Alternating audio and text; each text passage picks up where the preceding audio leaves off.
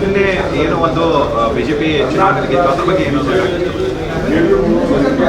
ಭಾರತ ದೇಶದಲ್ಲಿ ನಡೆದಿರ್ತಕ್ಕಂಥ ಈ ಚುನಾವಣೆಯನ್ನು ಇಡೀ ಜಗತ್ತೇ ಗಮನಿಸ್ತಾ ಇದೆ.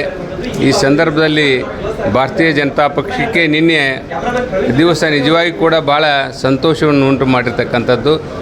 ನಿನ್ನೆ ದಿವಸ ಸೂರತ್ನಲ್ಲಿ ಭಾರತೀಯ ಜನತಾ ಪಕ್ಷದ ಮೊದಲನೇ ಅಭ್ಯರ್ಥಿ ಗೆಲುವನ್ನು ಸಾಧಿಸಿದ್ದು ಭಾರತೀಯ ಜನತಾ ಪಕ್ಷ ಈಗಾಗಲೇ ಅಕೌಂಟ್ ಓಪನ್ ಮಾಡಿದೆ ಅಂತಕ್ಕಂಥದ್ದನ್ನು ಭಾಳ ಹರ್ಷದಿಂದ ನಾನು ಹೇಳಿಕೆ ಬಯಸ್ತಾ ಇದ್ದೇನೆ. ಜೊತೆಗೆ ಇಂಡಿಯಾ ಒಕ್ಕೂಟದವರಿಗೆ ನಾನು ಕೇಳಿಕೆ ಬಯಸ್ತಾ ಇದ್ದೇನೆ, ಸರಿಯಾಗಿ ಅಭ್ಯರ್ಥಿಗಳ ಫಾರ್ಮನ್ನೇ ತುಂಬಲಿಕ್ಕೆ ನಿಮಗೆ ಬರದೇ ಇರತಕ್ಕಂಥವ್ರು ತಾವು ದೇಶವನ್ನು ಯಾವ ರೀತಿಯಾಗಿ ಆಳ್ತೀರಿ, ದೇಶವನ್ನು ಯಾವ ರೀತಿಯಾಗಿ ಮುನ್ನಡೆಸ್ಕೊಂಡು ಹೋಗ್ತೀರಿ ಅಂತಕ್ಕಂಥ ಕೂಡ ಪ್ರಶ್ನೆಯನ್ನು ಇವತ್ತು ಮತದಾರ ಬಂಧುಗಳು ಮಾಡಲಿಕ್ಕೆ ಪ್ರಾರಂಭ ಮಾಡಿದ್ದಾರೆ. ಇದು ನಮ್ಮ ಜಯದ ಮೊದಲನೇ ಸಂಕೇತ. ನಿಶ್ಚಿತವಾಗಿ 400 ಸೀಟುಗಳನ್ನು ಗೆಲ್ಲಬೇಕು, 400ಕ್ಕಿಂತ ಹೆಚ್ಚು ಮಾಡಬೇಕಂತಕ್ಕಂಥದ್ದನ್ನು ನಿಶ್ಚಿತವಾಗಿ ಈ ದೇಶದಲ್ಲಿ ಭಾರತೀಯ ಜನತಾ ಪಕ್ಷ NDA ಒಕ್ಕೂಟ ಮಾಡಿ ತೋರಿಸ್ತಿದೆ ಅಂತಕ್ಕಂಥದ್ದು ಹೇಳಿಕೆ ಬಯಸ್ತಾ ಇದ್ದೇನೆ.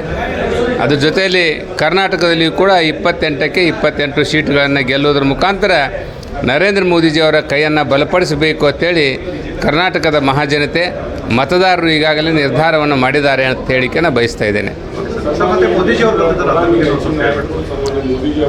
ಮೋದಿಜಿಯವರು 28ನೇ ತಾರೀಕು ದಿವಸ ಬೆಳಗ್ಗೆ 11 ಗಂಟೆಗೆ ಬೆಳಗಾವಿ ಮಹಾನಗರಕ್ಕೆ ಆಗಮಿಸಲಿದ್ದಾರೆ. ಮತದಾರರಲ್ಲಿ ಎಲ್ಲಿಲ್ಲದ ಹುರುಪು ಸಂತೋಷ ಇವತ್ತು ಕಾಣ್ತಾ ಇದೆ. ಕಾರಣ ಮೋದಿಜಿಯವರನ್ನು ಮುಖತಃ ನೋಡಿ ಸಂತೋಷ ಪಡಬೇಕು ಅಂತಕ್ಕಂಥ ಹರ್ಷದಲ್ಲಿ ಇವತ್ತು ಮತದಾರ ಬಂಧುಗಳಿದ್ದಾರೆ.